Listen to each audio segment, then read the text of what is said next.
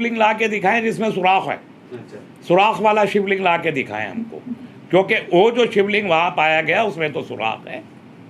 तो और कौन सा शिवलिंग है जिसमें सुराख होता है, वो ये लोग ला के एविडेंस के तौर पर दिखाएं। लेकिन सर सुप्रीम कोर्ट क्योंकि शिवलिंग तो बगैर सुराख का है। अब तक जो शिवलिंग पाए गए हैं और हमने जो देखे हैं उसमें जो तो कोई सुराख नहीं है। तो ये सुराख वाला शिवलिंग शायद दुनिया की तारीख में पहली बार पाया गया है। तो वो इसकी कोई नज़ीर जजों का एक अधिकार होता है, ये उस अधिकार क्षेत्र यानी अपने ज्यूरिसडिक्शन के बाहर जाके लिया गया एक फैसला है। यानी कोई भी आदमी खड़े होके अगर जज के सामने ये कहे साहब वो जो रिपोर्ट करने को आपने कहा था वहाँ से तो कुरान शरीफ के नुस्खे मिले हैं, और जज साहब के पास न तो उसकी कोई कॉपी है, ना कोई एविडेंस है, ना कोई दूसरा पक्ष मौजूद है, कुछ भी नहीं है। यानी जो जहाँ से ये कहा गया कि जिस फव्वारे को शिवलिंग करार दिया गया, मुझे हैरत है कि इन लोगों की आस्थाओं को क्या हो गया।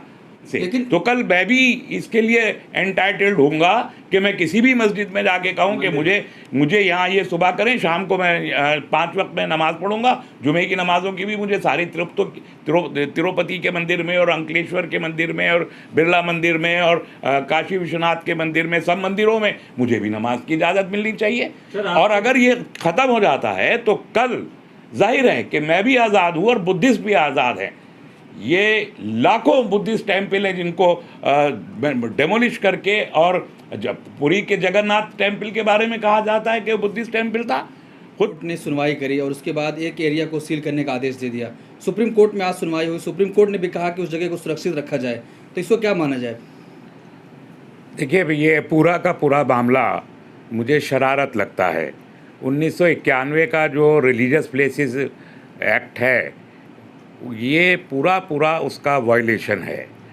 किसी का ये कहना कि वहाँ पर हम एक दिन पूजा करते हैं तो अब साल भर दी जाए, तो स्पेशल सर्कमस्टांसिस में थी। अब मस्जिद में अगर कोई पूजा की इजाज़त मांग रहा है तो कल मैं तिरुपति मंदिर में कहूँगा कि मुझे वहाँ जुमे की नमाज की इजाज़त दी जाए, क्या कोर्ट उसको एक्सेप्ट कर लेगा? तो एक बहुत अजीब व गरीब, ये सिर्फ शरारत की गई है, कानूनी तौर पर बिल्कुल गलत है। किसी को ये हक़ नहीं है कि इस तरह किसी दूसरे की इबादत गाह में वो अपने लिए इबादत का हक़ मांगे। ये दूसरे के हक़ का हनन है, हक़ तलफ़ी है, जिसे लेके बीजेपी और आरएसएस का एक पूरा विंग है जो ये शरारतें प्रमोट करता है, उन्हें फैब्रिकेट करता है और फिर अदालतों में जाके अदालतों को गुमराह करता है। और बदकिस्मती से इस वक्त लोअर जुडिशरी में कुछ ऐसे लोग बैठे हुए हैं जो कानून का एहतराम कम करते हैं और मनुस्मृति का एहतराम ज़्यादा करते हैं। और मैं समझता हूँ उन लोगों को अब चिन्हित हो जाना चाहिए अगर इस देश को बचाना है। सर, जैसे आपने कहा कि लोअर कोर्ट में ऐसे लोग बैठे हुए हैं जो मनुस्मृति को मतलब कहीं ना कहीं फॉलो करते हैं, तो वही कोर्ट सर वीडियोग्राफी या कहो कि सर्वे का आदेश देता है और बातें लीक हो जाती हैं, मीडिया ट्रायल शुरू हो जाते हैं, लोगों में एक अलग तरीके की आवाज़ें और तनाव जैसी चीज़ें सामने आने लगती हैं, इसे कैसे देखते हैं? देखिए, कल की जो खबर है, जिस वक्त वीडियोग्राफी हो रही थी सुबह को 10 बजे, उसी वक्त जो पक्षकार के एक वकील हैं, उन वकील ने किसी से फ़ोन लेके, उधार फ़ोन लेके, जो चूँकि वहाँ फ़ोन की इजाज़त नहीं थी, अपने अब्बा को फ़ोन किया कि अब्बा जान कोर्ट में जाइए और ये कहिए, और अब्बा जान जो हैं उसी वक्त कोर्ट में दाखिल हो गए। अभी तो सर्वे की रिपोर्ट के लिए सर्वेयर्स, आज कमिश्नर 2 दिन का वक्त मांग रहे हैं, रिपोर्ट कोर्ट के पास गई नहीं है। कोर्ट को मालूम नहीं है क्या आया है वीडियो में, फोटोग्राफ्स में क्या है, लेकिन अब्बा जान को बता दिया और अब्बा जान अदालत के सामने जाके खड़े हो जाते हैं। नो वर्डिक्ट डे है बार काउंसिल की तरफ से बनारस के डिस्ट्रिक्ट कोर्ट में, इसके बावजूद जो है जज साहब ले लेते हैं उनकी एप्लीकेशन अब्बा जी की, और अब्बा जी ने जो कुछ मांगा है एप्लीकेशन में 5 मिनट के अंदर अंदर उनको ग्रांट कर देते हैं। तो ये जो जुडिशल प्रोप्राइटी है, ये जो जजों का एक अधिकार होता है, ये उस अधिकार क्षेत्र यानी अपने ज्यूरिसडिक्शन के बाहर जाके लिया गया एक फैसला है। यानी कोई भी आदमी खड़े होके अगर जज के सामने ये कहे साहब वो जो रिपोर्ट करने को आपने कहा था वहाँ से तो कुरान शरीफ के नुस्खे मिले हैं, और जज साहब के पास न तो उसकी कोई कॉपी है, ना कोई एविडेंस है, ना कोई दूसरा पक्ष मौजूद है, कुछ भी नहीं है। यानी जो जहाँ से ये कहा गया कि जिस फव्वारे को शिवलिंग करार दिया गया, मुझे हैरत है कि इन लोगों की आस्थाओं को क्या हो गया कि फव्वारे को शिवलिंग कह रहे हैं, और फिर उसको भी ख्याली तौर पर वहाँ पर एक आदमी एप्लीकेशन देता है और जज साहब कहते थे ठीक है एवरीथिंग इज़ ग्रांटेड। तो ये तो मेरा ख्याल है कि इस मुल्क की तारीख में ऐसा कोई फैसला नहीं आया। हमें फर्क तो पता है, थोड़ा बहुत तो हम भी जानते हैं आस्था के बारे में, ये उनका कहना है। हमें पता है फव्वारा और शिवलिंग क्या होता है, ये हमारा शिवलिंग है। तो फिर उनको वो कोई दुनिया में वो शिवलिंग ला के दिखाएं जिसमें सुराख है, अच्छा, सुराख वाला शिवलिंग ला के दिखाएं हमको, क्योंकि वो जो शिवलिंग वहाँ पाया गया उसमें तो सुराख है। लेकिन तो और कौन सा शिवलिंग है जिसमें सुराख होता है, वो ये लोग ला के एविडेंस के तौर पर दिखाएं। लेकिन सर सुप्रीम कोर्ट ने भी क्योंकि कहा- शिवलिंग तो बगैर सुराख का है। अब तक जो शिवलिंग पाए गए हैं और हमने जो देखे हैं उसमें जो तो कोई सुराख नहीं है। तो ये सुराख वाला शिवलिंग शायद दुनिया की तारीख में पहली बार पाया गया है। तो वो इसकी कोई नज़ीर दूसरी ला के दे। लेकिन सर सुप्रीम कोर्ट ने भी कह दिया कि उस जगह को सुरक्षित रखा जाए, हम ये कह रहे हैं, आदेश दे रहे हैं। सुप्रीम कोर्ट जुमेरात को ये दोबारा सुनेगा। सुप्रीम कोर्ट का एक जुमला बहुत मानी खेज है, जो उन्होंने ये कहा बिल्कुल at the outset of hearing कि ये टाइटल सूट नहीं है। ये एक जुमला छोटा सा 4 लफ्ज़ों का कि ये टाइटल सूट नहीं है, 4 लफ्ज़ों का जुमला है। इसके बहुत बड़े मानी हैं। इसका मतलब सीधा सीधा ये है कि बाबरी मस्जिद नहीं है भाई साहब। इसका सीधा मतलब ये है कि कोई दूसरे की बात, उन्होंने ये कहा कोर्ट ने कि पूजा का अधिकार मांगा गया है, टाइटल सूट नहीं है, मालिकाना हक नहीं मांगा गया है। तो इसके बहुत दूर तक इस जुमले के असरात जाते हैं। तो पूजा का जो अधिकार मांगा गया है, तो अगर मस्जिद में पूजा का कोई अधिकार मांग रहा है, और अगर आज अब कोर्ट कह रहा है कि हम इसको स्टडी करेंगे, जुमेरात को देखेंगे क्या करना है, क्योंकि पूरी इंफॉर्मेशन नहीं है। यूपी सरकार का वकील तुषार मेहता जो यूपी सरकार की जानिब से आए हैं, हैरत है कि यूपी के गवर्नमेंट की तरफ से ये कहा जा रहा है कि वो शिवलिंग है, और इसलिए उन्होंने कहा कि मज़ीद मालूमात के लिए 2 दिन का वक्त चाहिए, तो इसलिए थर्सडे की रखी गई।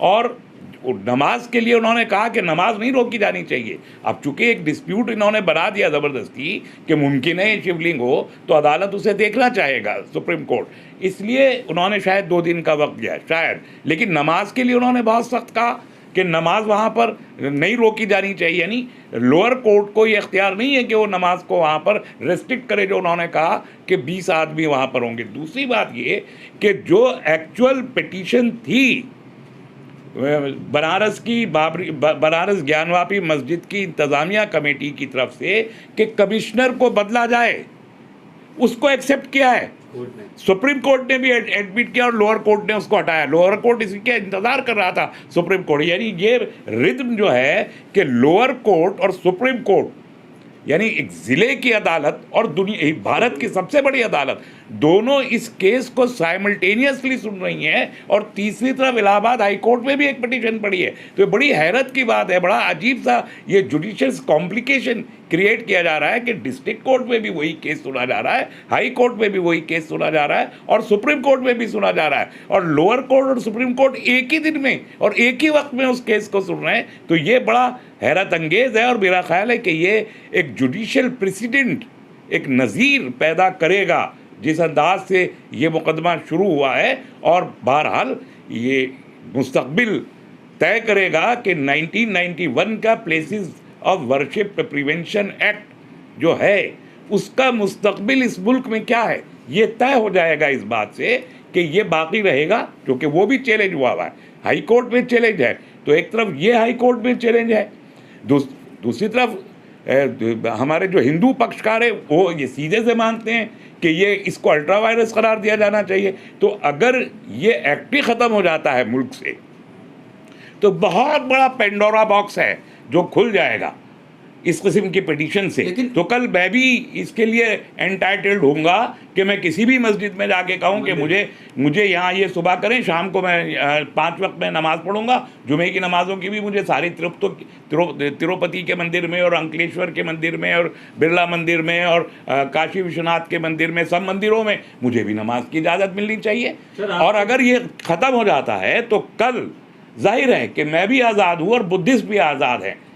ये लाखों बुद्धिस्ट टेम्पल हैं जिनको डेमोलिश करके और जब पुरी के जगन्नाथ टेम्पल के बारे में कहा जाता है कि वो बुद्धिस्ट टेम्पल था, खुद बाबरी मस्जिद के बलबेग में जो है वो बुद्धिस्ट मूर्तियाँ निकले हैं, जो लाखों बुद्धिस्ट मंदिर हैं, फिर तो उनके ऊपर भी दावा होगा। तो पूरा हिंदुस्तान को खोद देने की तरफ ये एक्ट के ख़त्म होते ही वो खोदने का, 30,000 मस्जिदों के ऊपर मंदिर होने का दावा विश्व हिंदू परिषद का है। तो अगर 30,000 मस्जिदों पर वो दावा कर सकते हैं तो लाखों मंदिरों पे बुद्धिस्ट भी दावा कर सकते हैं। तो ये बहुत सोच समझ के फैसला अदालतों को और पार्लियामेंट को करना होगा। ये सूरत हाल पैदा हुई तो भारत का कोई भी इबादतगाह फिर महफूज नहीं रह सकेगी। फिर सारी इबादतगाहों में सर्वे होंगे, फिर सारी इबादतगाहों को खोदा जाएगा, उनकी बुनियादें खुदेंगी और उनके नीचे से बुद्धिस्ट भी टेम्पल की भी अवशेष निकलेंगे, हिंदू टेम्पल के भी निकलेंगे और मस्जिद के भी निकलेंगे।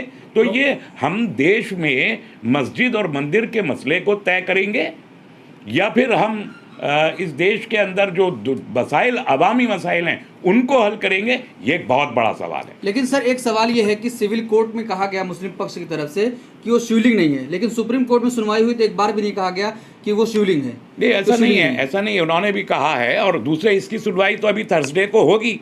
और इस केस में तो जैसे हिंदू सेना ने आके वो मुदाखलत करके इंटरवीनर बन गई, ऐसे बहुत से लोग जाएंगे। मुस्लिम पर्सनल बोर्ड भी जा रहा है इस मसले पे, और भी तंजीमें, और मैं समझता हूँ ज़्यादा से ज़्यादा लोगों को इस मामले में इंटरवीन करना चाहिए, क्योंकि मस्जिद चाहे बनारस की हो या दिल्ली की हो, मैं भी नमाजी हूँ, मैं भी बनारस जाऊंगा किसी दिन, तो मुझे नमाज़ पढ़ने की ज्ञानवापी में ज़रूरत पेश आ सकती है, तो मेरा भी राइट है।